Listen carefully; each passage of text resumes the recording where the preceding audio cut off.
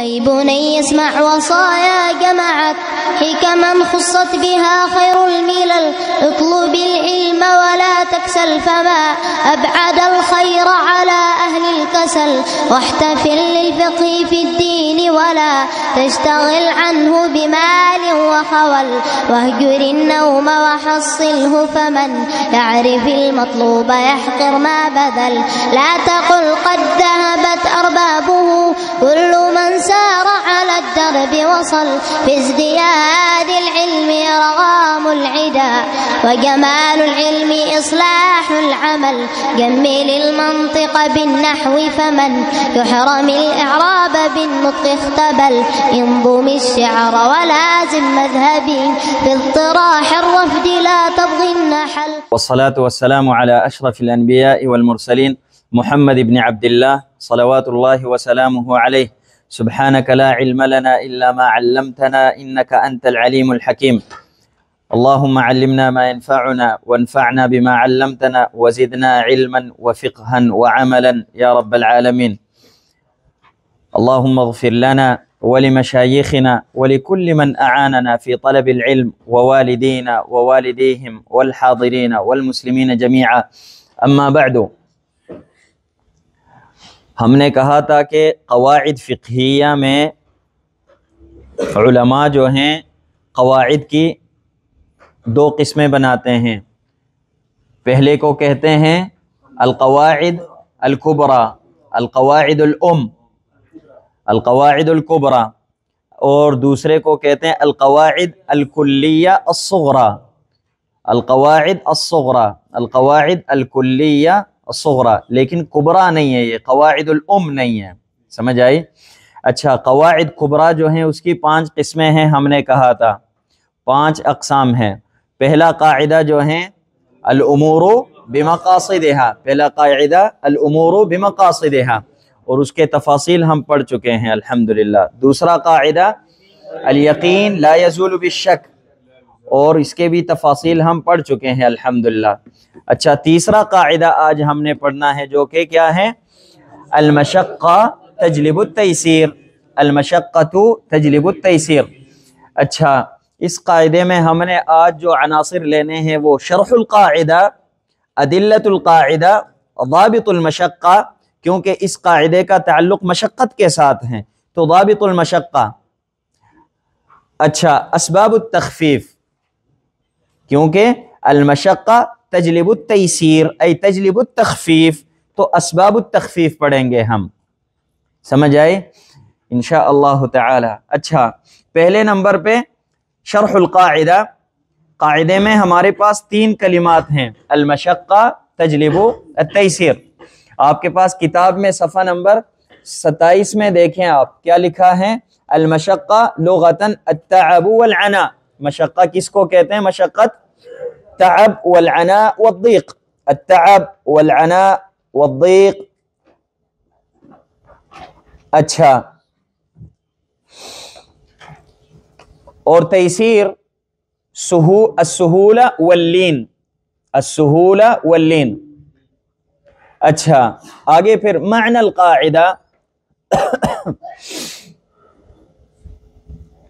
آپ کے ذہن میں سوال آئے گا کہ مشقت کی تعریف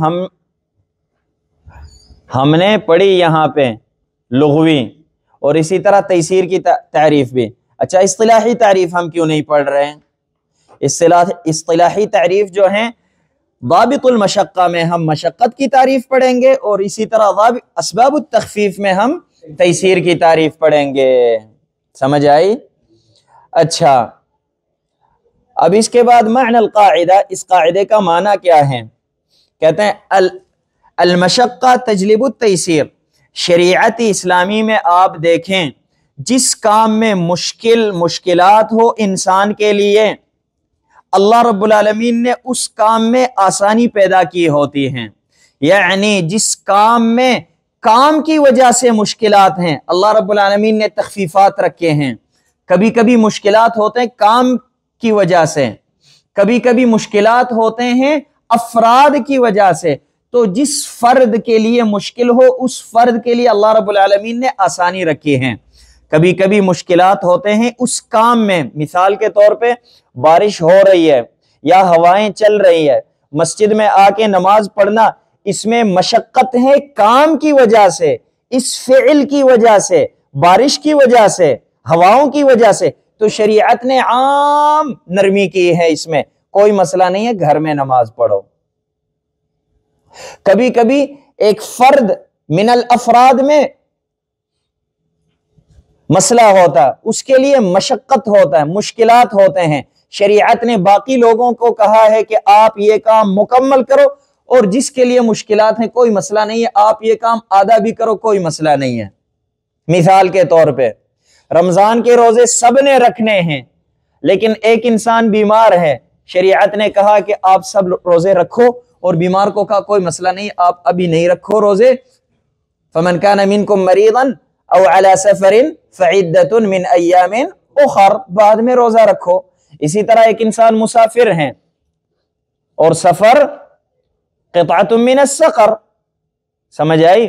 سفر میں مشکلات ہوتے ہیں، چاہے سفر جہاز میں بھی ہو۔ اچھا، شریعت نے کہا کوئی مسئلہ نہیں ہے، باقی آپ سب مقیم لوگ آپ روزہ رکھو، اس ایک بندے نے روزہ نہیں رکھنا، 7-8 بندوں نے روزہ نہیں رکھنا جو مسافر ہیں۔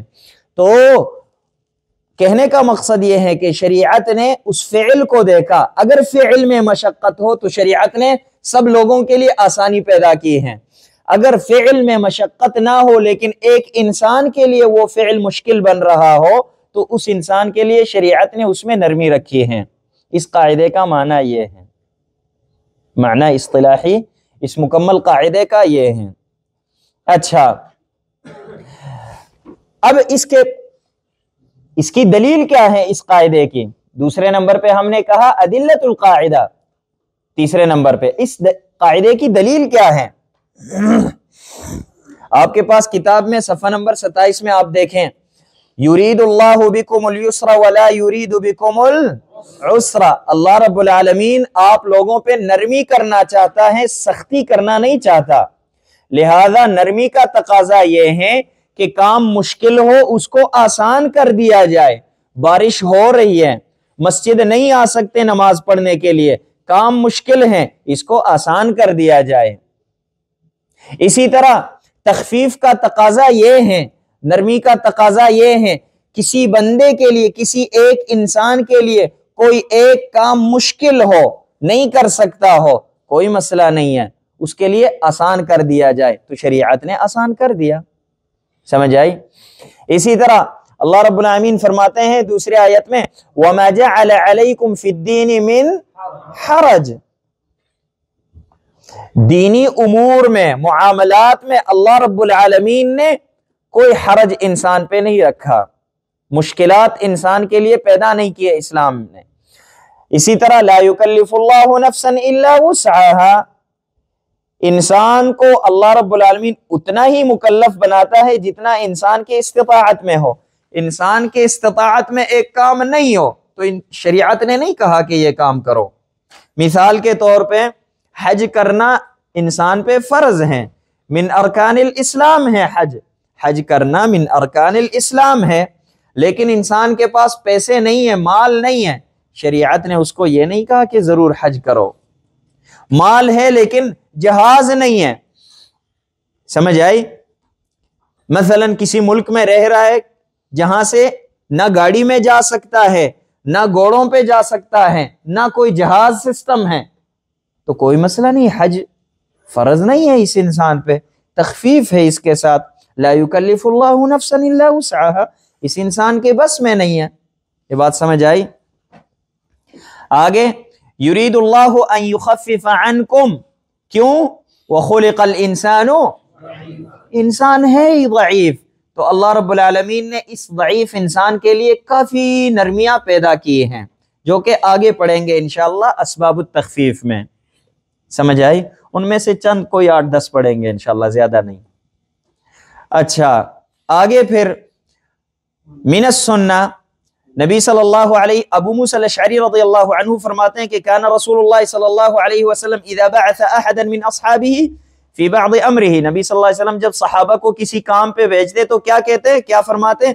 بشروا ولا تنفروا یسروا ولا تعسروا، لوگوں کے ساتھ نرمی کرو سختی نہ کرو، لوگوں کے ساتھ نرمی کرو سختی نہ کرو۔ تو کیونکہ شریعت کا عام قانون کیا ہے؟ نرمی والا ہے، لہذا آپ بھی نرمی کرو۔ ہاں بعض اوقات جو ہے بعض جگہوں پہ شریعت نے بھی سختیاں کی ہیں، اسی طرح آپ بھی سختی کریں، لیکن عام قانون جو ہیں، قانون کلی کیا ہے؟ یسروا ولا تعسروا، سمجھ آئی؟ اور استثناءات جو ہیں اس پہ حکم مرتب نہیں کیا جاتا۔ اسی طرح جو ہیں نبی صلی اللہ علیہ وسلم فرماتے ہیں انما بعثتم میسرین ولم تبعثوا معسرین۔ اسی طرح عائشہ رضی اللہ عنہا فرماتی ہیں کہ ما خیر رسول اللہ صلی اللہ علیہ وسلم بین امرین الا اختار ایسرہما ما لم یکن اثما، جب تک گناہ کا کام نہ ہوتا تو نبی صلی اللہ علیہ وسلم آسان کام کو اختیار کرتے۔ کیوں آسان کام کو نبی صلی اللہ علیہ وسلم اختیار کرتے؟ کیونکہ اپنے لیے آسانی چاہتے تھے؟ نہیں، بلکہ صحابہ کو سکھانا چاہتے تھے کہ اے صحابہ، آپ کے لیے کوئی کام مشکل ہو تو آپ آسان کام کریں، مشکل کو نہ اٹھائیں، مشکل کام نہ کریں۔ آپ نبی صلی اللہ علیہ وسلم عام الفتح کے موقع پہ رمضان کا مہینہ تھا، روزہ رکھا تھا نبی صلی اللہ علیہ وسلم نے، دیکھا کہ صحابہ کو کافی تکلیف ہو رہی ہے روزے کی وجہ سے، نبی صلی اللہ علیہ وسلم کو بتایا گیا صحابہ کو تکلیف ہو رہی ہے، مشقت میں واقع ہو رہے ہیں۔ نبی صلی اللہ علیہ وسلم نے برتن میں پانی منگوا کے اس برتن کو اٹھایا ایسے تاکہ سب دیکھیں، اور نبی صلی اللہ علیہ وسلم نے پانی پیا۔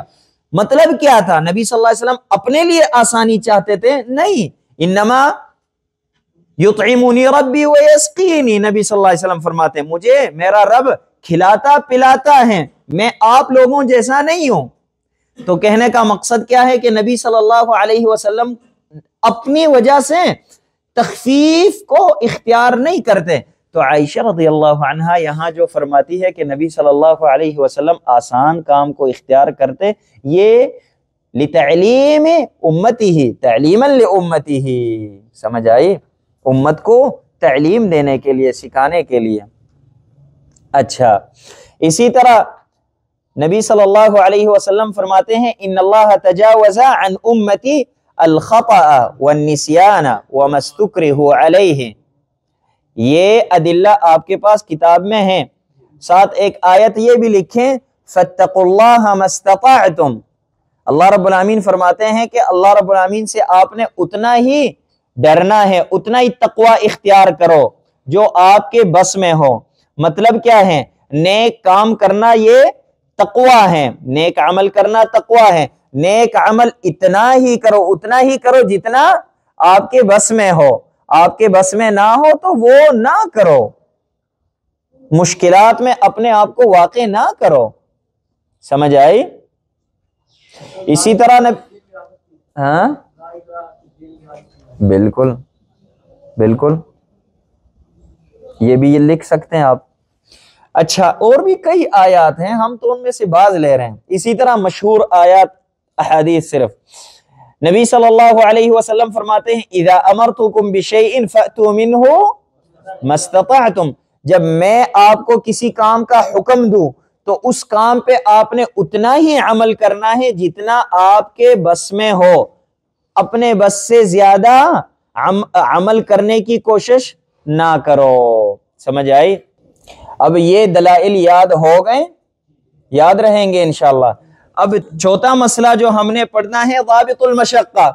اب دیکھیں مشقت جو ہے، المشقت تجلب التیسیر، مشقت کی وجہ سے کسی کام میں مشقت ہو، ہم نے شروع میں کہا کسی کام میں مشقت ہو شریعت نے اس میں آسانی پیدا کی ہے، کسی شخص کے لیے کوئی کام مشکل ہو شریعت نے اس میں بھی آسانی پیدا کی ہے۔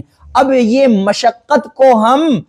مشقت کی وجہ سے ہم آسانی طلب کرتے ہیں، لیکن مشقت کی نوعیت کیا ہوگی، کس طرح مشقت ہو تو شریعت نے ہمارے لیے آسانی پیدا کی ہے۔ وَإِلَّا آپ دیکھیں شرعی کوئی بھی کام ہو، دینی کوئی بھی کام ہو مشکل ہے، نماز پڑھنا کوئی آسان کام ہے؟ گرم بستر کو سردی میں چھوڑنا اور ٹھنڈے پانی سے وضو کر کے مسجد میں آنا نماز پڑھنا یہ کوئی آسان کام ہے؟ رمضان کا روزہ رکھنا کوئی آسان کام ہے؟ زکوٰۃ ادا کرنا آسان کام ہے؟ حج کرنا کوئی آسان کام ہے؟ مشکل کام۔ جہاد کرنا، شہید ہونا، مرنا کوئی آسان کام ہے؟ مشکل کام ہے، مشقت ہے۔ اذن کوئی انسان کہے کہ الحمدللہ المشقت تجلب التیسیر، نماز پڑھنا مشکل ہے، سردیوں میں نماز نہ پڑھو، المشقت تجلب التیسیر۔ روزہ رکھنا مشکل کام ہے گرمیوں میں، روزہ نہ رکھو، المشقت تجلب التیسیر، یرید اللہ بکم اليسر ولا یرید بکم العسر، اذا امرتکم بشیء فأتوا منہ ما استطعتم، جتنا آپ کے بس میں ہو۔ ہم نے یہ قاعدہ پڑھا تھا سلمان فارسی مسجد میں، ہم نے یہ قاعدہ پڑھا ہے، اس میں المشقت تجلب التیسیر اور فاتقوا اللہ ما استطعتم اذا امرتکم بشیء فأتوا منہ ما استطعتم، جتنا آپ کے بس میں ہو۔ ہمیں استاد جی نے کہا جتنا آپ کے بس میں اتنا ہی عمل کرو، میرے بس میں نہیں ہے روزہ رکھنا، نہیں رکھنا میں نے، نہیں، یہ مشقت ہر عمل میں ہے۔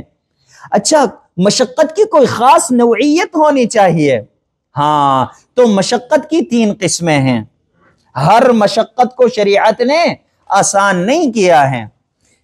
پہلے نمبر پہ مشقت ہے مخالفت الہوی۔ نمبر 1 کیا ہے؟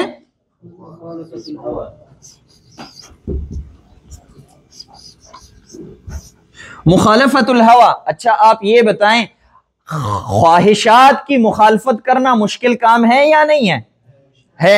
ہم نے کیا کہا تھا؟ المشقہ تجلب التیسیر، مشکلات ہو جس کام میں اس میں شریعت نے آسانی پیدا کی ہے، لہذا خواہشات کی نافرمانی کرنا یہ مشکل کام ہے، شریعت نے اس میں آسانی پیدا کی ہے؟ نہیں، کیونکہ یہ ہوا خواہشات سے شریعت نے ہمیں منع کیا ہے۔ وَلَا تَتَّبِعُ الْهَوَىٰ، وَلَا تَتَّبِعُ الْهَوَىٰ،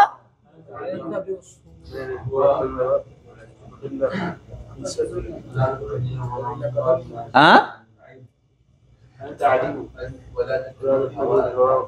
تعدلوا ولا تتبعوا الهوى ان تعدلوا، اسی طرح جو ہے فَيُضِلَّكَ عن سبیل اللہ، تو خواہشات سے شریعت نے ویسے بھی ہمیں منع کیا ہے۔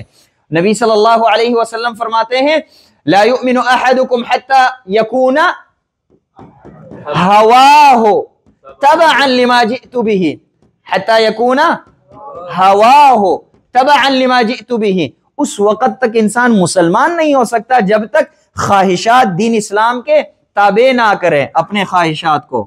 یہ بات سمجھ آئی؟ تو لہذا مخالفت الہوا میں جو مشقت ہے اس میں شریعت نے کوئی نرمی نہیں کی ہے۔ سمجھ آئے؟ یہ علم حاصل کرنا کوئی آسان کام ہے؟ کتنا مشکل کام ہے، دن کو پڑھنا، پھر رات کو یاد کرنا، رات کو جلدی اٹھنا، رات کو لیٹ سونا، صبح جلدی اٹھنا، پھر پڑھنا، لکھنا، یاد کرنا، یہ کوئی آسان کام ہے؟ مشکل کام ہے۔ خواہشات کی مخالفت ہے اس میں۔ خواہشات انسان کو کیا کہتے ہیں؟ سو جاؤ، نہ پڑھو، سمجھ آئی؟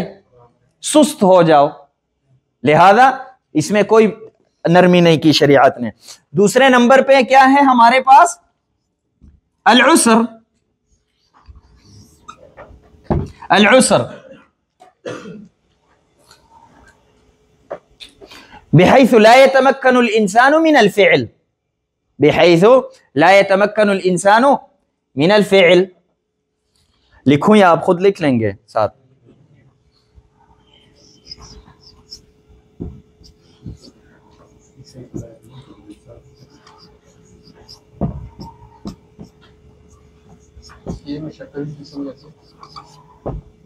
کون سی؟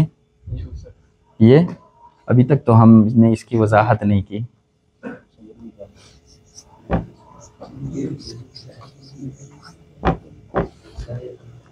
بحيث لا يتمكن الانسان من الفعل، عسر ہو، مشکل ہو، مشقت ہو۔ مشقت کس طرح مشقت؟ اتنا مشکل ہو کوئی کام کہ انسان اسے کر ہی نہیں سکتا ہو، اس کام کو کر ہی نہیں سکتا ہو انسان۔ اس کی مثال کیا ہے؟ الضرورات.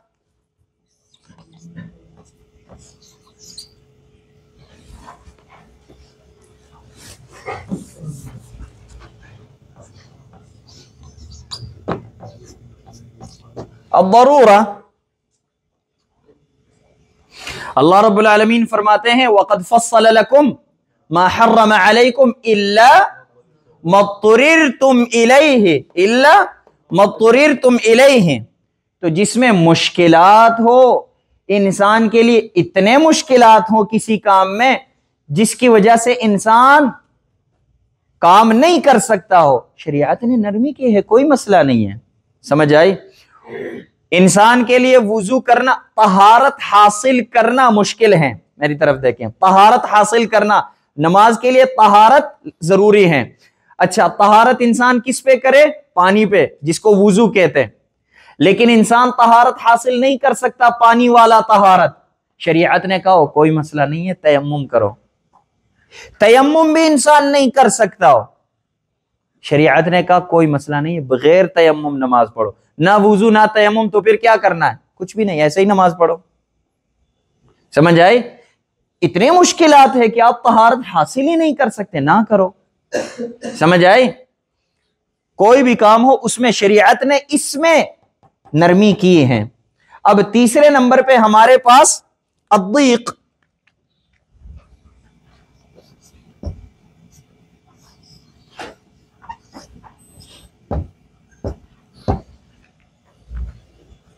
الضیق، اچھا، اس کے آگے دو قسمیں ہیں. ضیق کے آگے دو قسمیں ہیں.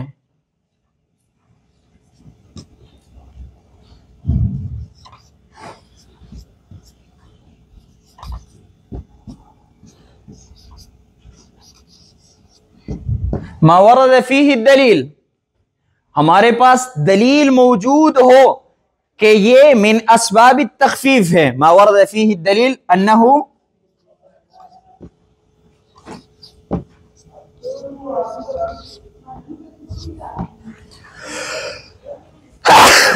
الحمدللہ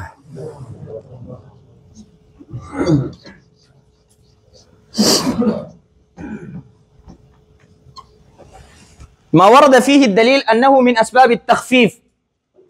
اور دوسرے نمبر پہ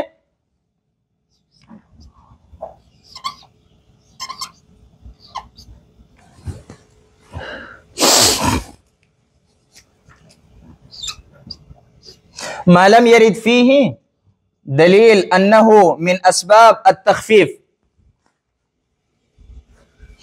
دیکھیں، کام مشکل ہیں، اس میں مشکلات ہیں. اتنا بھی مشکل نہیں ہے کہ انسان بالکل نہیں کر سکتا ہو. اس میں کیا ہے؟ کام اتنا مشکل ہے کہ انسان کر ہی نہیں سکتا. شریعت نے کہا ہے کہ کوئی مسئلہ نہیں، نہ کرو. اچھا، مشکل ہے لیکن اگر انسان برداشت کرے تو برداشت کر سکتا ہے. اس کے ضیق. اس کے آگے دو قسمیں ہیں. شریعت نے ہمیں کہا ہے کہ یہ اس میں مشکلات ہیں، برداشت نہ کرو، یہ نرمی ہے. اس میں کوئی دلیل موجود ہو اس پہ تو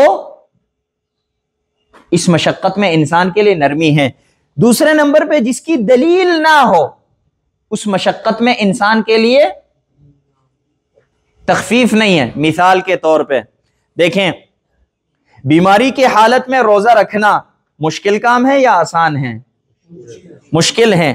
لیکن انسان بیماری میں روزہ رکھ سکتا ہے یا نہیں؟ بعض بیماریوں میں، مثال کے طور پہ انسان کا دانت جو ہے وہ درد کر رہا ہے، دانت میں درد ہے. اب اس میں انسان روزہ رکھ سکتا ہے یا نہیں؟ لیکن اگر نہ رکھے تو انسان کے لیے آسانی ہے یا نہیں ہے؟ آسانی ہے انسان کے لیے اگر نہ رکھے، لیکن رکھ سکتا ہے، برداشت کر سکتا ہے. سمجھ آئی؟ اب اس مشقت کو ہم دیکھتے ہیں، یہ کیا ہے؟ پہلا نہیں ہے، دوسرا نہیں ہے، تیسرا ہے. یہ ضیق ہے اس میں. اچھا، اس بیماری کے لیے، بیماری میں روزہ افطار کرنے پہ کوئی دلیل ہے؟ لہذا یہ پہلی قسم ہے، اس میں شریعت نے نرمی کی ہے انسان کے ساتھ. لیکن دوسری قسم شریعت نے جس میں انسان کے ساتھ نرمی نہیں کی، مثال کے طور پہ یہ تندور والے جو ہوتے ہیں روٹی پکاتے ہیں تندور میں، یا ہوٹلوں والے ہوٹل میں کام کرتے ہیں سالن وغیرہ پکاتے ہیں کھانا پکاتے ہیں، اچھا یا مزدور لوگ، ان کا کام جو ہے یہ مشکل ہے یا نہیں ہے؟ اس میں روزہ رکھنا ان کے لیے مشکل ہے یا نہیں ہے؟ لیکن اگر برداشت کرے تو رکھ سکتے ہیں، ہاں سکتے ہیں، روزہ رکھ سکتے ہیں۔ اچھا یہ پھر ضیق ہے، تیسری قسم میں سے ہیں۔ اچھا اس پہ کوئی دلیل ہے کہ افطار کریں؟ نہیں ہے، لہذا اس میں کوئی نرمی نہیں ہے ان کے ساتھ۔ یہ بات سمجھ آئی یا نہیں؟ تو آپ نے اس پہلے کے لیے ضیق کے لیے ما ورد فیہ الدلیل انہ من اسباب التخفیف المرض، اسی طرح جو ہیں السفر وغیرہ وغیرہ جو آگے ہم نے اسباب التخفیف میں پڑھنے ہیں، اور اس میں کیا ہے؟ المشقہ للعمال، خباز، طباخ وغیرہ وغیرہ، سمجھ آئی؟ مثلا طلبہ کرکٹ کھیل رہے ہیں اور کہتے ہیں کہ کرکٹ کھیلتے ہوئے مشقت ہے کرکٹ کھیلنے میں، چلو افطار کر لیں گے، ہیں جائز ہیں؟ نہیں، کیوں؟ لم يرد فيه الدلیل انه من اسباب التخفیف، اذن لا تخفیف فیہ۔ تو تخفیف کس مشقت میں ہے؟ ایک اس مشقت میں جو انسان کے بس میں وہ کام کرنا نہیں ہو، انسان نہیں کر سکتا ہو، ایک وہ جو انسان کر سکتا ہو لیکن شریعت نے پھر بھی کہا ہے کوئی مسئلہ نہیں ہے، نہ ہی کرو۔ یہ بات سمجھ آئی؟ اچھا یہاں تک سب کو سمجھ آ گیا؟ اب ہم نے پانچواں آخری مسئلہ پڑھنا ہے۔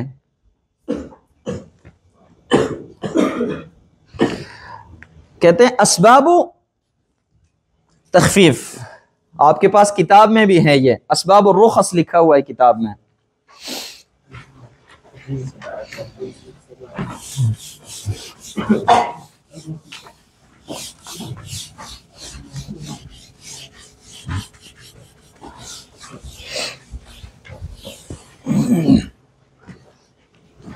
کہتے ہیں اسباب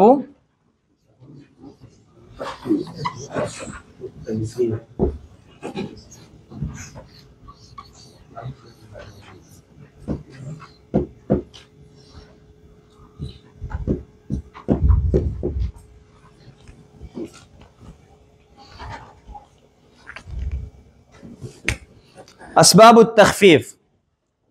اچھا ہم نے پڑھا قاعدہ المشقہ تجلب التیسیر، اس کا معنی کیا ہے؟ جس کام میں مشکلات ہو انسان کے لیے، شریعت نے اس کام میں انسان کے لیے نرمی پیدا کی ہے۔ جس شخص کے لیے کوئی کام مشکل ہو، شریعت نے اس شخص کے لیے نرمی پیدا کی ہے۔ دونوں باتوں میں کوئی فرق ہے یا نہیں؟ میں نے جو دو باتیں کی، پہلے میں ہم نے کیا کہا؟ جس کام میں یعنی عام لوگوں کے لیے مشکل ہیں، جس کی مثال ہم نے بیان کی بارش۔ اچھا جس کام میں جس انسان کے لیے کوئی کام مشکل ہو اس انسان کے لیے نرمی ہے، مثلا سفر، مرض وغیرہ وغیرہ۔ یہ بات سمجھ آئی؟ اچھا پھر اس قاعدے کا معنی دلائل ضابط المشقہ۔ اب کس مشقت میں؟ ہمارے پاس یہاں پہ تین کلمات ہیں، ایک ہے المشقہ تجلب التیسیر۔ اچھا مشقہ کو ہم نے پہچان لیا کہ یہاں پہ مشقت سے کیا مراد ہے، اب آئیں تیسیر سے کیا مراد ہے، تخفیف سے کیا مراد ہے؟ اسباب التخفیف، تخفیف کے کچھ اسباب ہیں، اسباب کی وجہ سے شریعت نے کہا ہے کہ کوئی مسئلہ نہیں، یہ سبب پیدا ہو جائے تو پھر نرمی ہے، یہ سبب ہو تو نرمی ہے، اس کے علاوہ اسباب ہو تو کوئی نرمی نہیں ہے۔ ان میں سے سب سے پہلے نمبر پہ کتاب میں 28 نمبر صفحے پہ آئیں، لکھا ہوا ہے السفر، سفر۔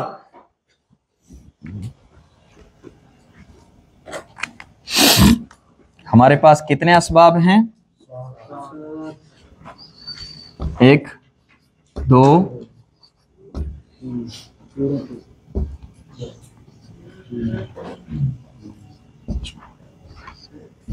7 بلکہ 8۔ اچھا نمبر 1 کیا ہے؟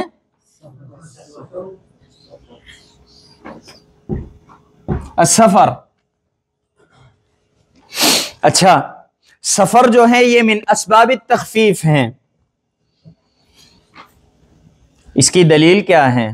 کوئی دلیل ہے؟ فمن كان منكم مريضا او على سفر فعدة من ایام اخر. شریعت نے مسافر کے ساتھ نرمی کی ہے. اسی طرح وَإِذَا ضَرَبْتُمْ فِي الْأَرْضِ فَلَيْسَ عَلَيْكُمْ جُنَاحٌ أَن تَقْصُرُوا مِنَ الصَّلَاةِ. سمجھ آئی؟ لہذا شریعت نے مسافر انسان کے ساتھ نرمی کی ہے. اسی طرح جو ہیں اچھا رخص السفر کون کون سے ہیں؟ رخص السفر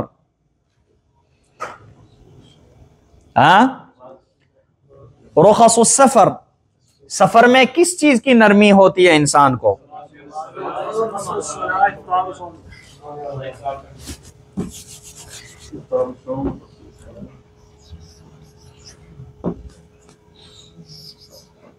رخص السفر، ہاں کتاب میں لکھا ہوا ہے آپ کے پاس قصر الصلاة، یہ ایک سفر میں انسان قصر کر سکتا ہے. دوسرے نمبر پہ الفطر فی نہار رمضان، اور تیسرے نمبر پہ آپ کے پاس لکھا نہیں ہے، آپ لکھ لیں الجمع بین الصلاتین، سفر میں یہ نرمی بھی ہے الجمع بین الصلاتین. اسی طرح المسح علی الخفین، اسی طرح عدم وجوب الجمعہ، عدم وجوب الجمعہ، جمعہ واجب نہیں ہے مسافر پہ، مقیم پہ جمعہ واجب ہے، فرض ہے، مسافر پہ فرض نہیں ہے. مسافر ظہر کی نماز پڑھے گا. سمجھ آئی؟ یہ جو ہیں رخص السفر ہیں. کتنے ہم نے لیے رخص السفر؟ نمبر 1 قصر الصلاة، نمبر 2 الافطار فی نہار رمضان، نمبر 3 الجمع بین الصلاتین، عدم وجوب الجمعہ. اچھا یہ 4 ہو گئے، 5 کیوں نہیں ہوئے؟ المسح علی الخفین. اچھا مسح علی الخفین جو ہیں کوئی کہے گا یہ تو مقیم کے لیے بھی ہیں. زبردست، مقیم کے لیے ہے 1 دن 1 رات، لیکن مسافر کے لیے 3 دن 3 رات. تو مسافر کا جو ہے اس میں بھی خیال رکھا گیا ہے. اچھا آگے انسان رخص السفر لینا چاہتا ہے، رخص السفر تو کتنا سفر کرے تو انسان رخص لے سکتا ہے؟ رخصت، سفر کی جو رخصتیں ہیں، سفر میں جو نرمی پیش آتی ہیں، شریعت نے جو نرمی رکھی ہے انسان کے لیے، کتنے سفر پہ رکھے ہیں؟ انسان کتنا سفر کرے تو اس کو مسافر سمجھا جائے گا؟ آپ لکھیں مسافت رخص السفر، رخص السفر کے لیے کتنا مسافہ ضروری ہیں؟ اچھا اس میں علماء کے مابین اختلاف ہیں. جمہور علماء کہتے ہیں، جمہور اہل العلم کہ 80 تقریباً 80 کلومیٹر ہو تو انسان رخص السفر لے سکتا ہے. ایک طرف سے 80 کلومیٹر ہو، اتنا سفر کرے انسان تو رخص السفر لے سکتا ہے، اس سے کم کرے تو نہیں لے سکتا. سمجھ آئی؟ 80 کلومیٹر. دوسرا قول علماء کا، احناف علماء کا ہے. احناف علماء کہتے ہیں کہ 120 کلومیٹر سفر کرے ایک سائڈ سے تو پھر رخص السفر لے سکتا ہے انسان.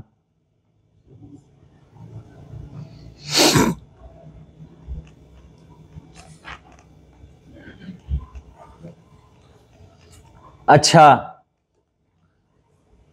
بعض علماء کہتے ہیں کہ ابن تیمیہ وغیرہ وغیرہ جو ہیں رحمہم اللہ، جس سفر کو عرف میں سفر کہا جاتا ہے اس پہ انسان رخص لے سکتا ہے. جس کو عرف میں سفر کہتے ہیں، کوئی کلومیٹر شرط نہیں ہے، چاہے 10 کلومیٹر ہو، عرف میں اس کو سفر کہا جاتا ہے، سفر ہے. 100 کلومیٹر ہیں لیکن عرف میں اس کو سفر نہیں کہا جاتا ہے، سفر نہیں ہے وہ. صحیح ہے. اچھا چوتھا قول یہ ہے کہ مسافت یوم و لیلہ. تیسرے میں عرف کو دیکھا جائے گا، عرف میں جس کو سفر کہتے ہیں تو کوئی مسافت شرط نہیں ہے اس کے لیے.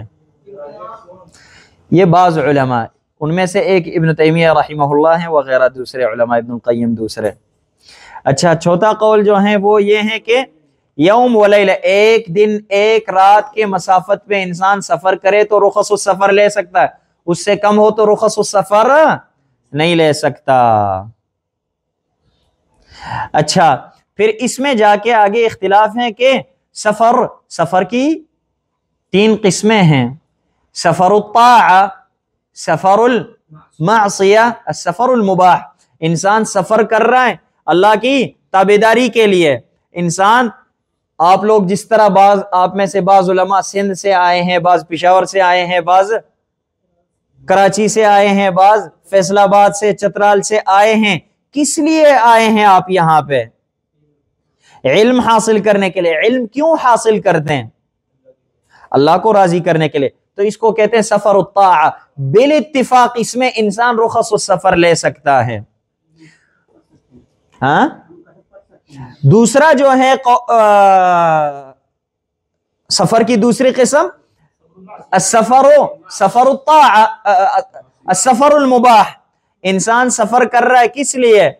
جائز کام کے لیے انسان سفر کر رہا ہے، کاروبار کے لیے، کہیں سے سامان لے کے آنا چاہتا ہے کہ اپنے علاقے میں وہ فروخت کرے، یا اپنے علاقے سے سامان لے کے جاتا ہے دوسرے جگہ پہ، وہاں پہ فروخت کرے.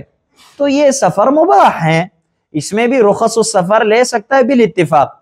تیسرے نمبر پہ سفر المعصیہ، سفر کر رہا ہے انسان اللہ کی نافرمانی کے لیے.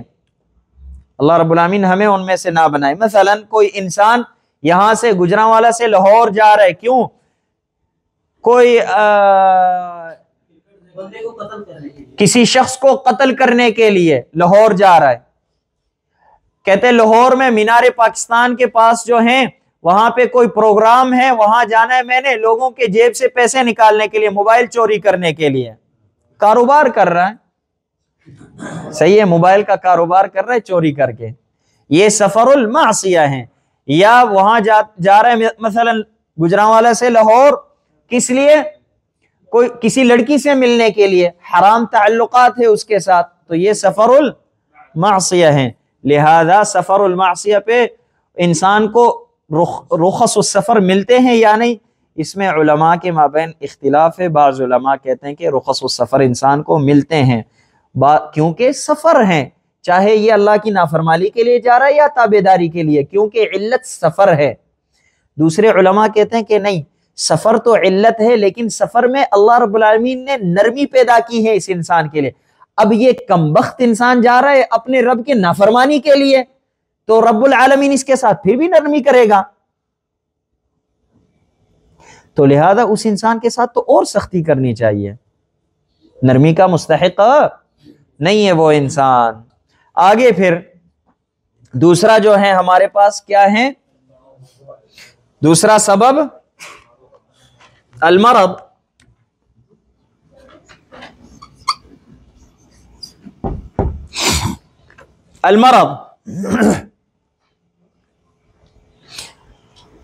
مرض میں انسان کیا کر سکتا ہے؟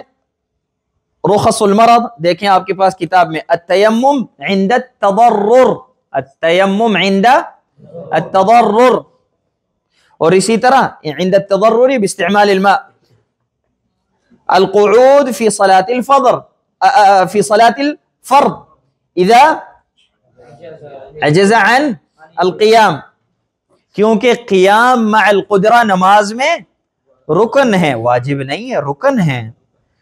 نماز میں رکن اور واجب میں کیا فرق ہے؟ نماز کے ارکان اور واجبات میں کیا فرق ہے پتہ ہے؟ جی ہاں، اگر رکن رہ جائے تو اس کو لوٹائیں گے، رکن لوٹائیں گے. ہاں، اگر واجب رہ جائے تو سجدہ سہو پڑھیے. اچھا یہ آپ نے جو جوابات دیے یہ آپ کے جوابات صحیح ہیں لیکن ناقص ہیں. ہاں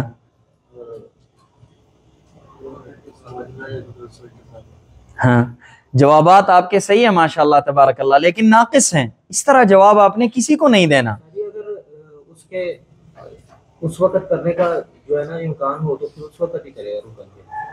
جواب صحیح ہے لیکن ناقص ہیں. جو رکن ہے وہ انسان جان بوجھ کے چھوڑے یا سہمن چھوڑے تو اس کی رکعت دوبارہ لوٹائے گا، لیکن واجب جو ہے اگر جان بوجھ کے چھوڑے تو پھر بھی اس کی نماز فاسد ہے، اور جو ہے اگر سہمن چھوڑے تو سجدہ سہو ڈالنا. زبردست. آپ نے جواب کیا دینا؟ رکن چاہے قصدن چھوڑے انسان چاہے خطأن چھوڑے، وہ رکن یا دوبارہ ادا کرے گا یا رکعت دوبارہ ادا کرے گا یا مکمل نماز دوبارہ پڑھے گا.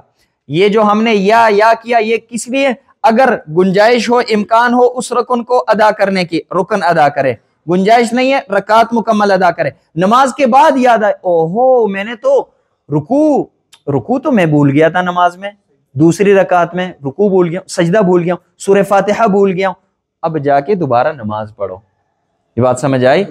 اچھا چاہے خطأن ہو یا قصدن ہو، اور واجبات اگر رہ جائے نماز کے، خطأن رہ جائے تو سجدہ سہو، قصدن رہ جائے تو نماز فاسد ہیں.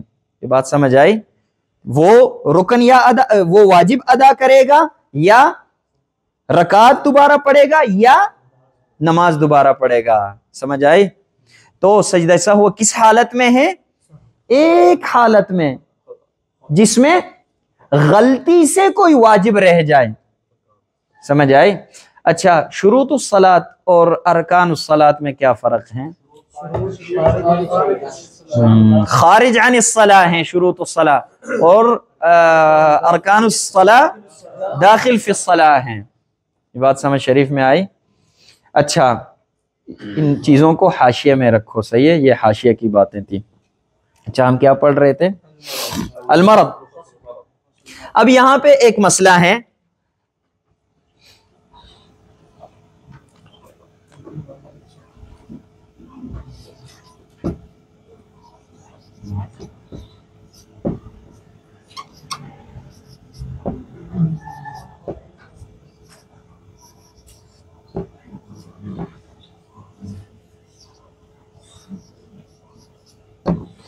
متى يكون المرض من اسباب الرخص، کیونکہ ہر مرض جو ہے یہ من اسباب الرخص نہیں ہے، مرض کی قسمیں ہیں.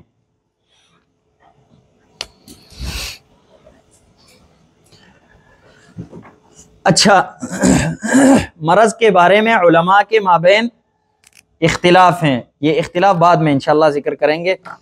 پہلے نمبر پہ الخوف علی زیادت المرض، انسان کو تخفیف، انسان کے ساتھ نرمی شریعت نے اس بیماری میں کی ہے، بیماری میں یہ کہیں آپ یہ کہیں انسان کے ساتھ شریعت نے بیماری کی وجہ سے نرمی کی ہے. کس حالت میں؟ جب بیماری اس فعل کی وجہ سے، اس کام کی وجہ سے بیماری کے بڑھنے کے امکانات ہو. الخوف علی زیادت المرض، تو شریعت نے کہا ہے کہ یہ کام نہیں کرو. جس کام کے کرنے کی وجہ سے بیماری کے بڑھنے کا خطرہ ہو تو اس میں شریعت نے انسان کے ساتھ نرمی کی ہیں. مثال کے طور پہ شوگر کا بیمار ہے، ڈاکٹر نے اس کو کہا ہے کہ آپ نے دن میں کم سے کم 8 مرتبہ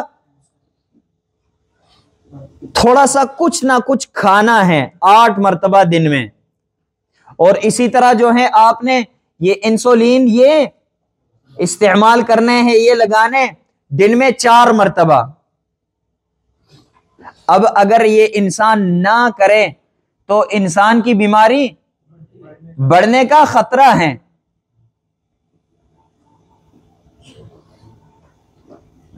تو لہذا انسان کے لیے یہاں پہ رخصت ہیں. اسی طرح کوئی اور بیماری بھی ہو سکتی ہے. سمجھ آئی؟ کوئی بھی بیماری ہو. اچھا دوسرے نمبر پہ الخوف علی تأخر الشفاء، الخوف عن تأخر الشفاء، شفا لیٹ ہونے کا خطرہ ہو.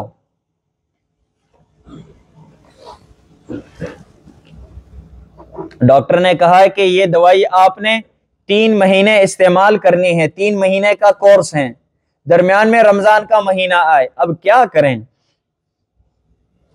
اگر دوائی استعمال نہ کرے تو رمضان کے بعد کتنے مہینے لگیں گے؟ کتنے مہینے؟ مثال کے طور پہ شعبان میں انسان نے دوائی شروع کی، شعبان میں، درمیان میں رمضان آ گیا، رمضان چھوڑ کے انسان پھر کیا کرے؟ یا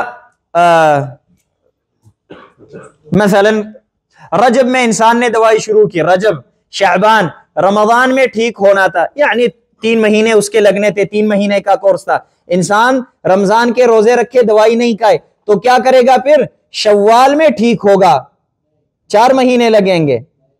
کتنے لگیں گے؟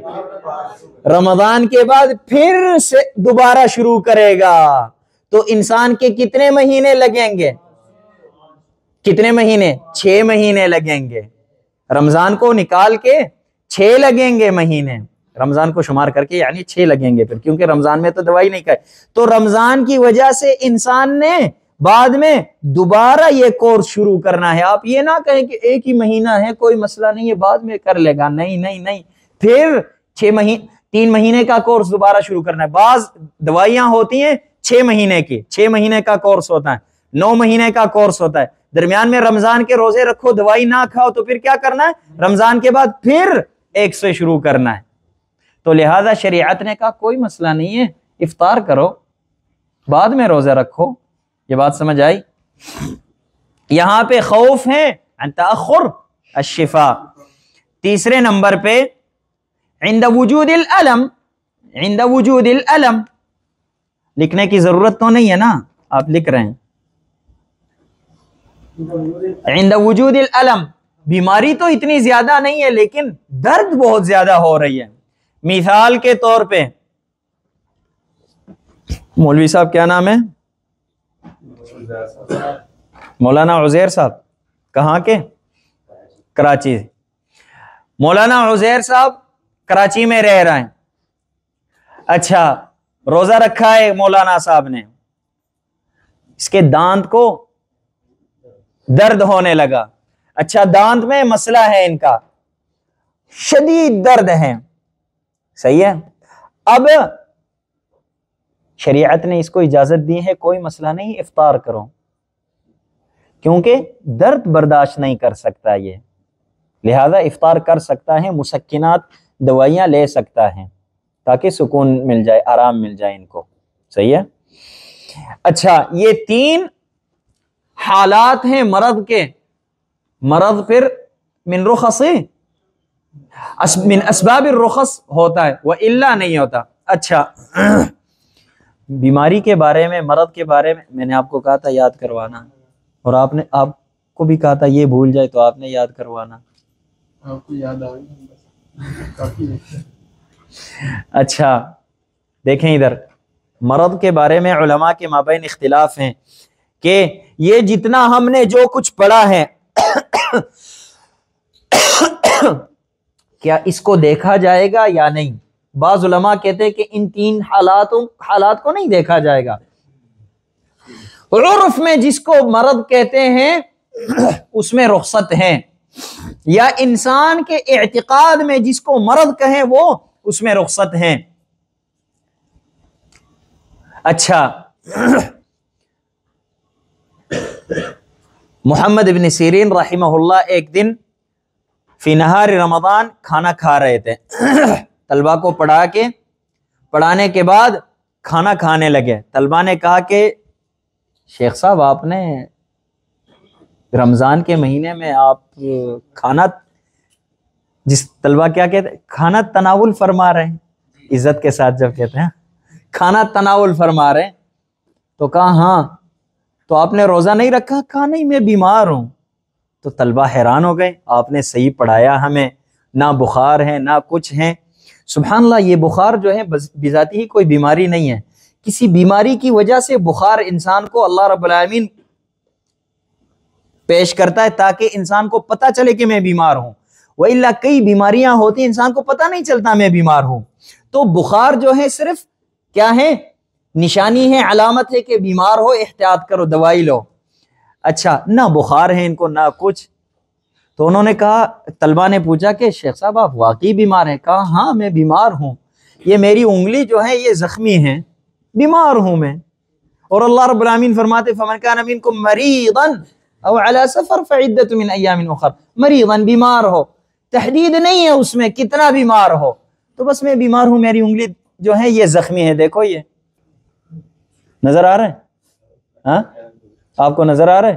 نہیں آ رہا ہے؟ آپ کو نظر آ رہا ہے؟ آپ کو نظر آ رہا ہے؟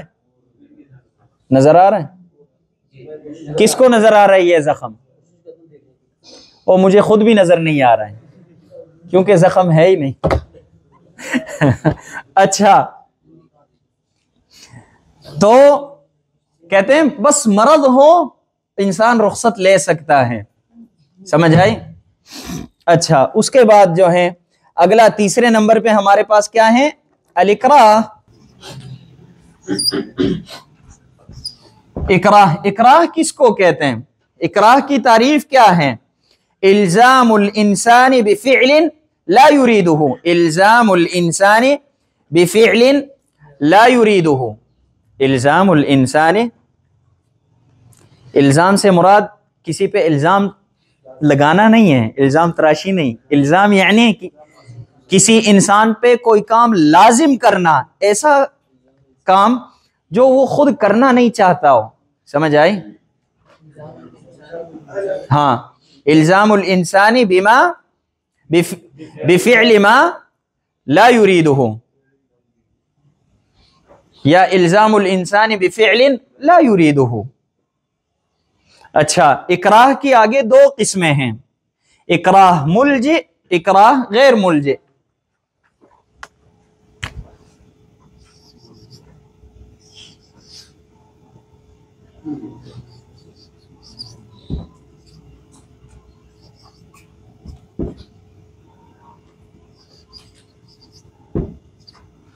اکراہ ملجئ، اکراہ غیر ملجئ.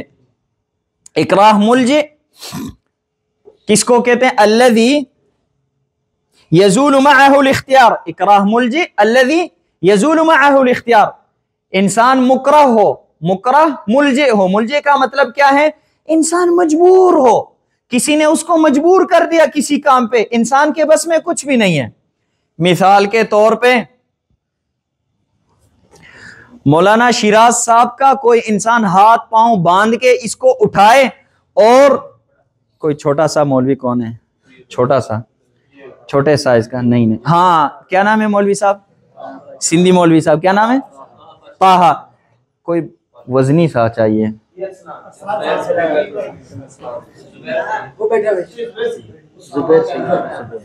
ہاں، یہ بھی سندھی مل گئے، سندھیوں کا معاملہ ہے، ہم نے کیا کرنا. اچھا، زبیر صاحب کو کوئی اٹھائے ہاتھ پاؤں باندھ کے، اس کو اٹھائے اور آپ کا نام کیا ہے؟ طاہا صاحب کے اوپر پھینکے اس کو. طاہا صاحب جو ہے اس پہ رحمہ اللہ فوت ہو جائیے. اس کو قتل کس نے کیا؟ زبیر نے قتل کیا. لیکن ایک منٹ، زبیر نے قتل کیا، لیکن زبیر کے بس میں تھا کہ یہ اس کو قتل سے بچائے، یعنی اس سے بچ جائے. اس کو تو کسی نے اٹھایا اور پھینکا اس کے اوپر. تو یہ کیا ہے یہاں پہ؟ مکرہتا ملجئ، یزول معه الاختیار. اس کے اختیار میں کچھ بھی نہیں تھا. یہ بات سمجھ آئی؟ یا زبیر دیوار پہ بیٹھا تھا اوپر، سمجھ آئی؟ دھوپ پہ بیٹھا تھا، سردی لگ رہی تھی اس کو. نیچے جو ہے طاہا صاحب تشریف فرماتا، اوپر سے کسی نے آرام سے اس کو دھکا دے کے نیچے پھینکا، نیچے جو ہے طاہا صاحب کے اوپر گر گیا. تو یہ کیا ہوا؟ طاہا تو رحمہ اللہ ہوا، اور یہ مکرہ نہیں مکرہ ملجئ ہیں. یہ بات سمجھ آئی؟ اچھا، تو اس حالت میں شریعت نے اس کو مکلف نہیں کیا، نہ اس پہ حد ہے، نہ اس سے جرمانہ، نہ کچھ، اس کے بس میں نہیں ہے. بات سمجھ آئی؟ معه الاختیار الذي يزول معه الاختیار. اور اکراہ غیر ملجئ الذي لا يزول معه الاختیار، انسان کے پاس اختیار رہتا ہے اس میں. اچھا، تو اکراہ جو ہے کبھی کبھی یہ اکراہ جو ہے یہ کبھی کبھی اکراہ کے بھی تقریباً 3-4 حالات ہیں. کبھی کبھی اکراہ ہوتا ہے تہدید بالقتل پہ، ارسلان یہ کام کرو ورنہ تجھے قتل کریں گے ہم، تہدید بالقتل. کبھی کبھی اکراہ ہوتا ہے بے اتلاف عضو، ارسلان یہ کام کرو ورنہ آپ کا یہ کان کاٹ دیں گے ہم. سمجھ آئی؟ اسی طرح کبھی کبھی ہوتا ہے بے اتلاف المال، شیراز یہ کام کرو ورنہ یہ موبائل آپ سے ہم چھین لیں گے. سمجھ آئی؟ بے اتلاف مال، آپ کا موٹر سائیکل جو ہے اس کو ہم ضبط کریں گے یا اس کو ہم توڑ دیں گے وغیرہ. یعنی کبھی کبھی ہوتا ہے اکراہ بے اتلاف قریب لہو، اتلاف قریب لہو. مثال کے طور پہ رضوان کو کہا جائے کہ یہ کام کرو ورنہ آپ کے بھائی کو ہم گرفتار کریں گے، آپ کے بھائی کو قتل کریں گے، آپ کے بھائی کو یہ نقصان پہنچائیں گے، آپ تو باہر ہو دوسرے ملک میں رہ رہے ہو، یہ کام کرو ورنہ یہ کریں گے. یہ بات سمجھ آئی؟ تو اکراہ کی کئی صورتیں ہیں. اچھا لیکن اکراہ دیکھیں، اکراہ ملجئ میں انسان معذور ہے، اکراہ ملجئ میں انسان معذور ہے. اب اکراہ غیر ملجئ میں انسان اس میں مطلقاً معذور ہیں، اس میں مطلقاً معذور ہیں انسان نہیں، مطلقاً معذور نہیں ہے. اس کے کچھ حالات ہیں، کچھ شروط ہیں، وہ شروط موجود ہو تو انسان معذور ہے وإلا معذور نہیں ہے. من الشروط نمبر 1 لکھیں آپ، اکراہ حقیقی، ان یکون الاکراہ حقیقیا، اکراہ حقیقی. یہ اکراہ جو ہے یہ کیا ہو؟ حقیقی اکراہ ہو، وہمی اکراہ نہیں ہو. مثال کے طور پہ کیا نام ہے مولوی صاحب؟ عبداللہ صاحب کو کوئی کہے کہ یہ کام کرو ورنہ ہم آپ کو قتل کریں گے. عبداللہ کہتا قتل کریں گے، بڑی بڑی باتیں شروع کی اس نے، خاموش ہو جاؤ. تو یہ اکراہ ہے لیکن غیر حقیقی. تو اکراہ موہوم، اکراہ موہوم لا عبرت لا. یہ بات سمجھ آئی؟ اچھا اکراہ موہوم نہ ہو، حقیقی ہو. دوسرے نمبر پہ ان یکون من قادر، قدرت رکھنے والا ہو، انسان کی قدرت بھی ہو. اب مثال کے طور پہ ادھر دیکھیں، یہ عبداللہ صاحب جو ہے، یہ عبداللہ صاحب کیا نام ہے آپ کا؟ گلزار صاحب کو یہ عبداللہ صاحب کہے کہ یہ کام کرو ورنہ آپ کو اٹھا کے میں نیچے پھینکوں گا. گلزار صاحب کہتا ہے یہ ہے کتنا مجھے اٹھا کے پھینکے گا. سمجھ آئی؟ یہ چونٹی جو ہے یہ ہاتھی کو دھمکی دے رہی ہے. سمجھ آئی؟ اس کے بس میں بھی ہو. یا چھوٹا بچہ ہے، چھوٹا بچہ کسی بڑے انسان کو کہے کہ یہ کام کرو ورنہ یہ کریں گے، نہیں بھی چھوٹا بچہ ایک تھپڑ مار کے اس نے خود بھاگ جانا ہے، یہ دھمکی دے رہا ہے. سمجھ آئی؟ تو اس میں بھی انسان معذور نہیں ہے. کوئی بڑا انسان کہے کہ آپ نے یہ قتل کیوں کیا، وہ 7 سال کا بچہ جو ہے نا ہمارا پڑوسی، اس نے مجھے دھمکی دی تھی، میں کیا کرتا اگر قتل نہ کرتا. اچھا ماشاء اللہ، دھمکی دی تھی وہ 7 سال کے بچے نے. کوئی معذور نہیں ہے یہ انسان. اچھا تیسرے نمبر پہ ان یکون الاکراہ بأشد من المحظور، ان یکون الاکراہ بأشد من المحظور، ان یکون الاکراہ بأشد من المحظور. حرام کام سے میری طرف دیکھیں، اکراہ جو ہے یہ سخت ہو. مثال کے طور پہ کوئی انسان کہے، مولوی صاحب کیا نام ہے؟ عمران صاحب کو کوئی کہے کہ آپ وہ فلاں انسان کے جوتے کینچی لے کے وہ پھاڑ دو، کاٹ دو، وَإِلَّا ہم آپ کو قتل کریں گے. اب دیکھیں قتل جو ہے یہ زیادہ بڑا ہے یا جوتے ضائع کرنا؟ جوتے ضائع کرنا اس سے کم ہے. تو جس کام پہ اس کو دھمکی دی جا رہی ہے وہ کام بڑا ہے اس کام سے جس کو جو حرام کام اس سے کروایا جا رہا ہے. تو یہ حرام کام کم ہے اور یہ دھمکی زیادہ ہے. تو اب یہ کر سکتا ہے، شریعت نے اس کو اجازت دی ہے کیونکہ قتل کر رہا ہے. کون ہے؟ اکراہ حقیقی ہے اور اکراہ قادر انسان کی طرف سے ہے. اب یہ جو ہے معذور ہیں. سمجھ آئی؟ اچھا اس سے پتا چلتا کہ حرام کام اس سے بڑا نہ ہو، اس دھمکی سے حرام کام بڑا نہ ہو. مثال کے طور پہ کوئی انسان کہے کہ ادھر دیکھو، کوئی انسان اس کو دھمکی دے کے جاؤ وہ آدمی جو ہے اس کا موبائل اٹھا کے زمین پہ پھینکو، ورنہ یہ آپ کا پین جو ہے نا اس کو اٹھا کے ہم زمین پہ پھینکیں گے. یہ کہتے ہیں اچھا اس پین کو بچانے کے لیے، یہ کتنے کا ہے؟ 20 روپے کا. اس 20 روپے والے پین کو بچانے کے لیے 20,000 والے موبائل کو اٹھا کے نیچے پھینکے، جائز ہے؟ نہیں. کیوں؟ کیونکہ قلم کی قیمت کم ہے موبائل سے، تو آپ اپنے پین کو بچانے کے لیے دوسرے کے موبائل کو خراب کر رہے ہو، جائز نہیں ہے. اسی طرح کسی کو کہا جائے کہ میں نے آپ کو قتل کرنا، ورنہ جاؤ ان 10 بندوں کو قتل کرو. یہاں پہ ایک بندہ ہے، ایک بندے سے وہ 10 بندے، ان کو قتل کرنے کا جرم زیادہ ہے، تو اب جائز نہیں ہے. یہاں پہ یہ بات سمجھ آئی؟ ہم نے کہا کہ کیا ہو، تیسرے نمبر شرط پہ ہم نے کیا کہا؟ اَيَكُونَ الْإِكْرَاهُ بِأَشَدَّ مِنَ الْمَحْظُورِ. یہ حرام کام کروا رہا ہے آپ سے کوئی انسان دھمکی دے کے، یہ دھمکی جس کام پہ آپ کو دے رہا ہے یہ کام زیادہ ہو، کس سے؟ اس حرام کام سے. مطلب کیا ہے؟ کم نہ ہو، برابر بھی نہ ہو، برابر بھی نہ ہو. مثال کے طور پہ آپ کو کوئی انسان کہے کہ جاؤ فلاں کو قتل کرو ورنہ آپ کو قتل کریں گے، برابر ہیں؟ یا آپ نے مرنا ہے یا اس نے مرنا ہے، جائز نہیں ہے. آپ کا یہ کان کاٹیں گے ہم، اگر آپ فلاں انسان کا کان نہ کاٹو، اب کان کاٹنا دونوں ایک برابر ہے، جائز نہیں ہے. سمجھ آئی؟ لہذا جائز کب ہے؟ جب یہ دھمکی جس کام پہ دے رہے ہیں یہ اشد ہو، کس سے؟ اس حرام کام سے. یہ بات سمجھ شریف میں آئی؟ چوتھے نمبر پہ آپ لکھیں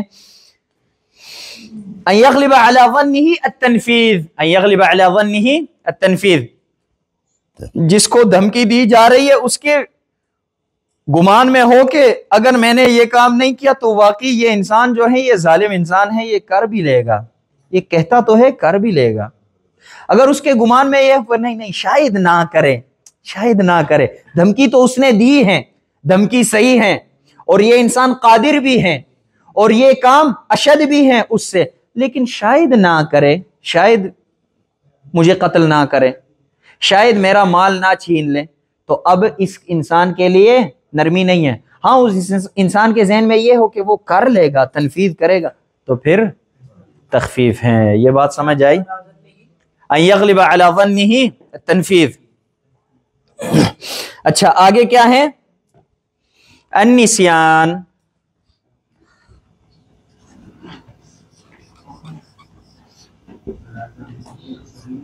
النسیان، نسیان کس کو کہتے ہیں؟ غفلت الذہن عما کان حاضرا فیہ. غفلت الذہن عما کان حاضرا فیہ. غفلت الذہن عما کان حاضرا فیہ، انسان کا ذہن غافل ہو جائے اس کام سے جو کام اس کے ذہن میں تھا. جو کام انسان کے ذہن میں تھا ہی نہیں اس سے ذہن غافل ہو جائے تو وہ کیا ہوتا ہے؟ وہ تو جہل ہیں. جب ذہن میں کوئی کام ہو ہی نہیں اور پھر انسان وہ کام کرے تو یہ جہل ہے، نسیان نہیں ہے. نسیان کس کو کہتے ہیں؟ آپ کو ایک کام کا پتہ ہے، پتہ ہونے کے باوجود آپ بھول جائیں، وہ ذہن میں نہیں رہا، یاد نہیں رہا مجھے. غفلت الذہن عما کان حاضرا فیہ. اچھا نسیان کی 2 قسمیں ہیں.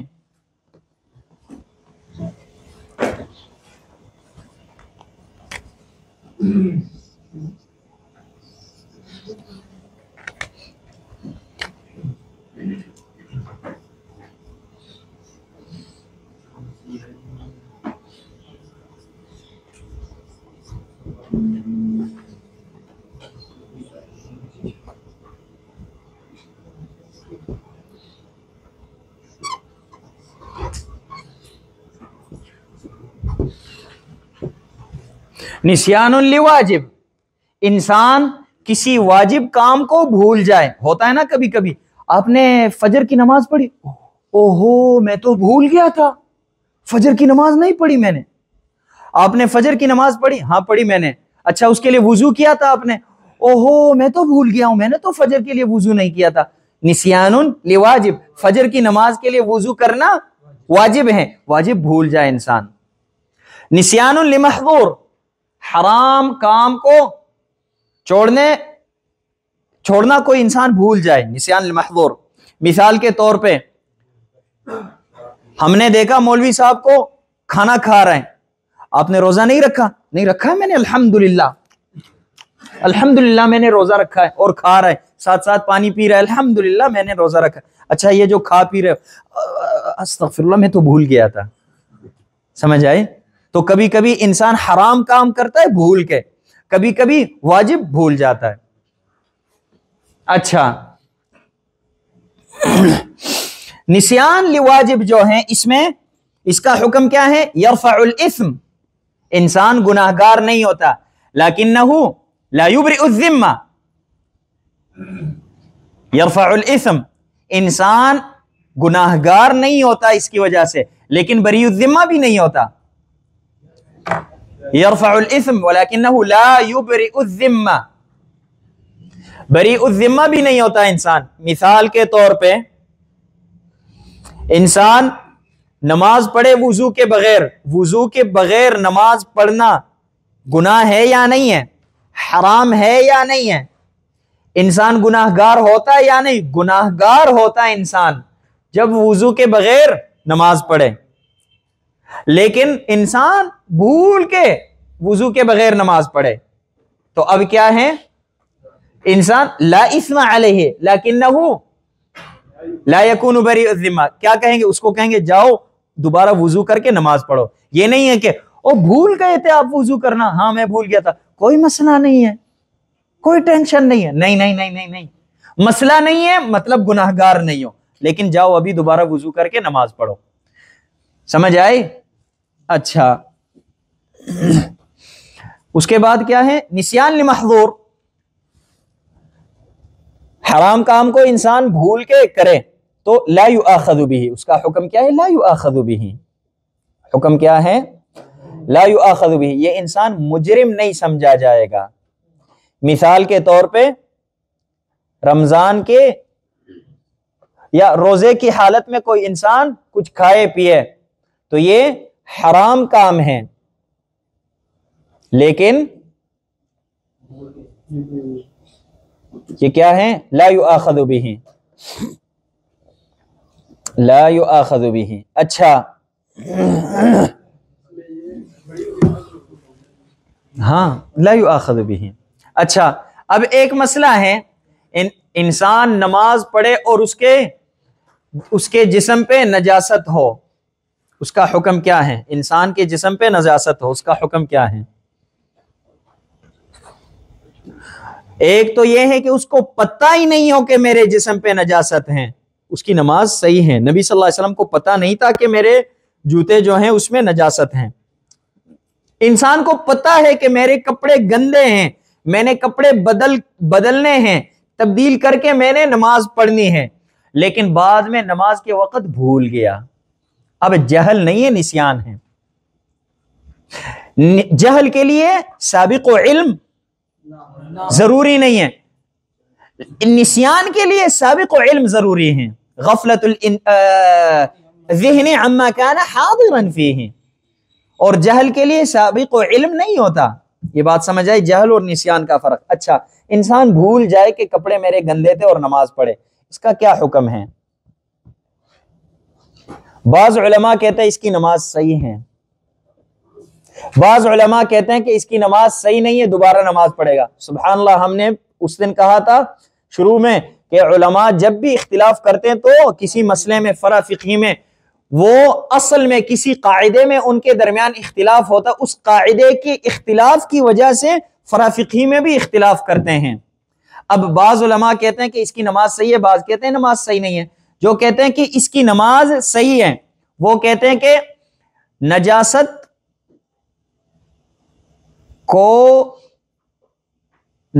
کو چھوڑنا جو ہے جسم پہ یا کپڑے پہ، یہ کیا ہے؟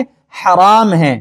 لہذا یہ انسان حرام کو بھول گیا اور اس نے نماز پڑھی تو ہم نے کیا کہا تھا؟ محظور، نسیان محظور میں کیا ہوگا؟ لا یؤاخذ به، اذن صلاته صحیحہ۔ یہ بات سمجھ آئی یا نہیں؟ جسم پہ گندگی چھوڑ کے نماز پڑھنا حرام ہے یا نہیں ہے؟ حرام ہے۔ لہذا اس انسان نے اپنے جسم پہ یا اپنے کپڑے پہ گندگی چھوڑ کے نماز پڑھی، تو لیکن بھول کے، تو یہ حرام کام کو بھول گیا، حرام چیز کو بھول گیا، بھول کے اس نے کیا، لہذا لا یؤاخذ به، اذن صلاته صحیحہ۔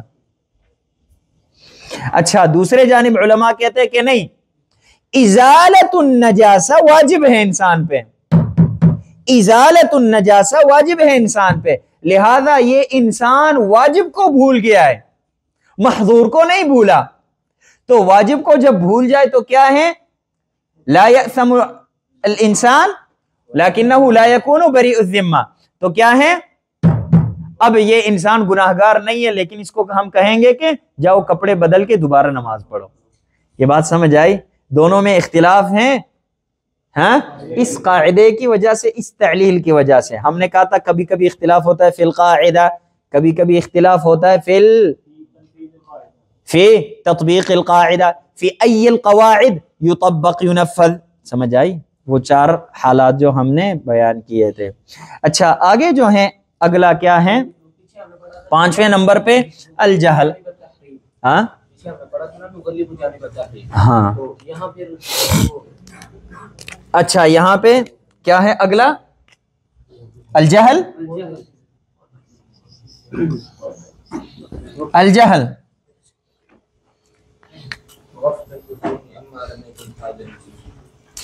جہل جو ہے، یہ جہل کی وجہ سے انسان معذور ہوتا ہے، لیکن کب؟ اذا لم يفرط فيه، اذا لم يفرط فيه، اذا لم يفرط في رفع الجهل عن نفسه، اس طرح لکھو، اذا لم يفرط في رفع الجهل عن نفسه۔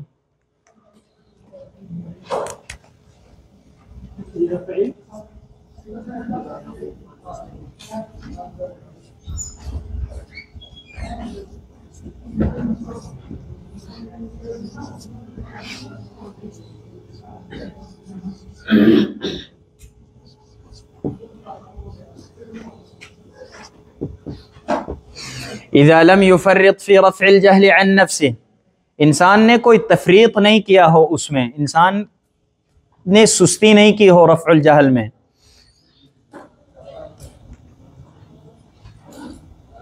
اب دیکھیں، انسان جو ہے جہل کی وجہ سے معذور ہوتا ہے، لیکن جہل کی وجہ سے معذور ہونے کے کسی چیز کو انسان نہیں جانتا۔ اچھا، جہل کی بھی 2 قسمیں ہیں، یہ کہیں آپ، جہل کی 2 قسمیں ہیں، جہل کی 2 قسمیں ہیں، جہل الکفارہ، جہل الحکم، جہل الحکم، جہل الکفارہ۔ اب دیکھیں، نہار و رمضان میں کوئی انسان جماع کرے، میری طرف دیکھیں، انسان فی نہار رمضان جماع کریں، وہ کہے مجھے پتہ نہیں تھا، میں جاہل تھا، ہم کہیں گے صبر کرو، آپ کو کیا نہیں پتا تھا؟ آپ کو یہ نہیں پتا تھا کہ نہار رمضان میں جماع کرنا جو ہے یہ من محظورات الصیام ہے، یہ نہیں پتا تھا آپ کو؟ یا یہ نہیں پتا تھا کہ اگر جماع کرے انسان فی نہار رمضان تو کفارہ کیا ہونا ہے؟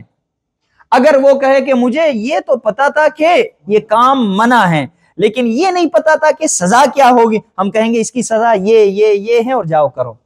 کوئی انسان کہے کہ مجھے تو پتا نہیں تھا، میں تو یہ سوچتا تھا روزہ کہتے ہیں کھانا پینا چھوڑ دو تو روزہ ہو گیا، مجھے کیا پتا تھا کہ جماع حرام ہے، مجھے تو اس کا پتہ ہی نہیں تھا، کسی نے مجھے بتایا ہی نہیں تھا۔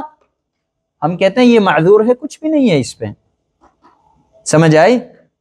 تو جہل الکفارہ، جہل الحکم، جہل الکفارہ، جہل الحکم، یہ بات سمجھ آئی؟ تو جہل الحکم میں انسان معذور ہیں، اما جہل الکفارہ میں معذور نہیں ہے۔ یہ بات سمجھ آئی؟ صحابی جو نبی صلی اللہ علیہ وسلم کے پاس آئے وہ جہل الحکم کی وجہ سے آئے تھے؟ نہیں، اگر ان کو پتا نہ ہوتا کہ یہ کام ناجائز ہیں تو نبی صلی اللہ علیہ وسلم کے پاس آئے کس لیے؟ مطلب یہ ہے کہ ان کو حکم کا پتا تھا، لیکن کفارے کا پتہ نہیں تھا کہ اب کرنا کیا ہے. یہ بات سمجھ آئی؟ اچھا آگے جو ہے جلدی کریں. العسر و عموم البلوى. عسر اور عموم البلوى یعنی ایک کام مشکل ہو تو اس مشکل کی وجہ سے شریعت نے نرمی رکھی ہے انسان کے لیے. عموم البلوى ہو، اکثر لوگ اس میں مبتلا ہوتے ہوں. مثال کے طور پہ کتاب والے نے ذکر کیا الصلاۃ مع النجاست المعفو عنها. انسان کے کپڑوں پہ کوئی ایسی نجاست ہے جس سے شریعت نے جس کی معافی کی ہے. مثال کے طور پہ گوبر وغیرہ ہاں کہہ سکتے ہیں. اسی طرح جو ہے اثر الدم، دم الحیض، اثر الدم، انسان دھونے کی کوشش کرے لیکن پھر بھی اثر باقی ہو. ولا یکفی کی نبی صلی اللہ علیہ وسلم فرماتے ہیں اثرہ، ولا یکفی کی اثرہ. یہ بات سمجھ آئی؟ کیونکہ اس کو ہٹانا مشکل ہے. یا اسی طرح جو ہے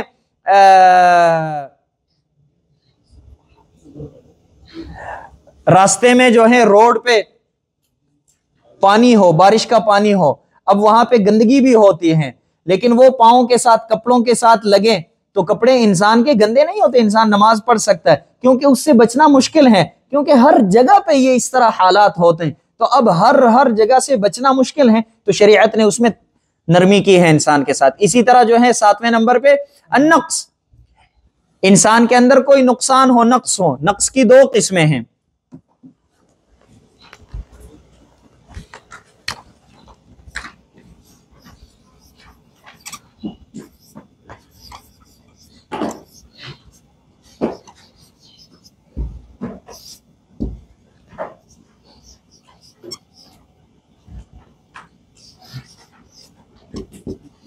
النقص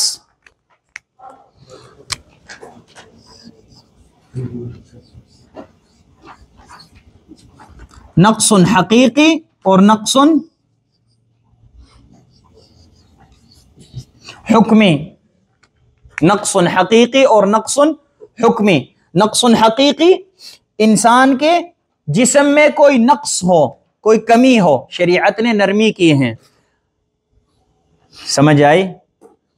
مثال کے طور پہ انسان نابالغ ہیں، انسان مجنون ہیں، عقل میں کمی ہے، جسم میں کمی ہے، لہذا یہ نقص حقیقی ہے، اس میں شریعت نے نرمی کی ہے. اسی طرح نقص حکمی انسان کامل مکمل ہیں لیکن پھر بھی انسان میں نقصان ہے. مثال کے طور پہ الرق، انسان غلام ہے، جسم تو مکمل ہے، بالغ ہے، عاقل ہے، سب کچھ ہیں لیکن غلام ہے، تو اس میں نقص حکمی ہے.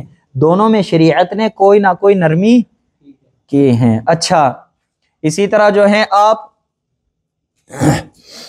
عورت ہیں، عورت پہ بھی شریعت نے نرمی رکھی ہے، حیض، ماہواری میں، اسی طرح جو ہے نفاس میں وغیرہ وغیرہ. اچھا آخری لکھیں آپ الخطأ.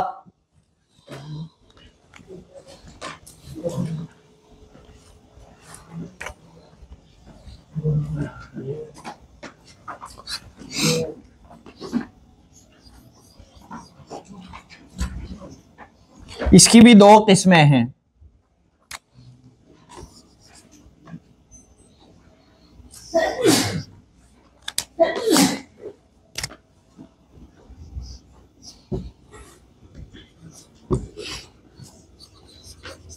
خلاف العمد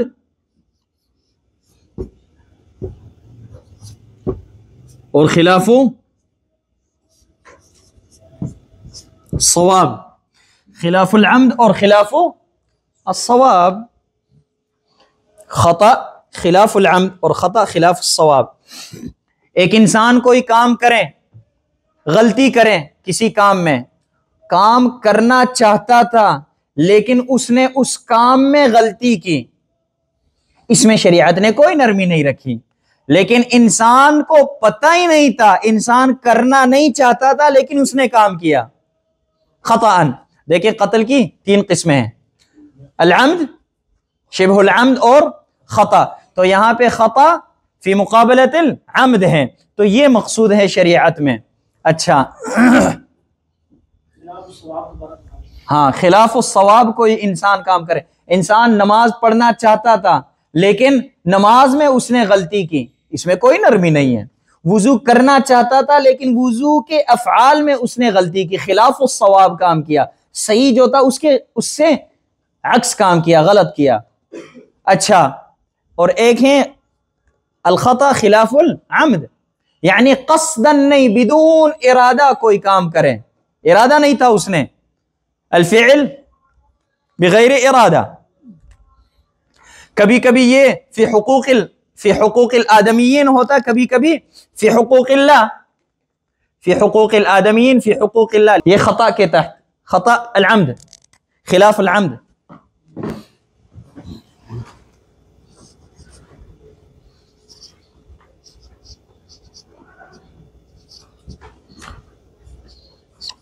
فی حقوق اللہ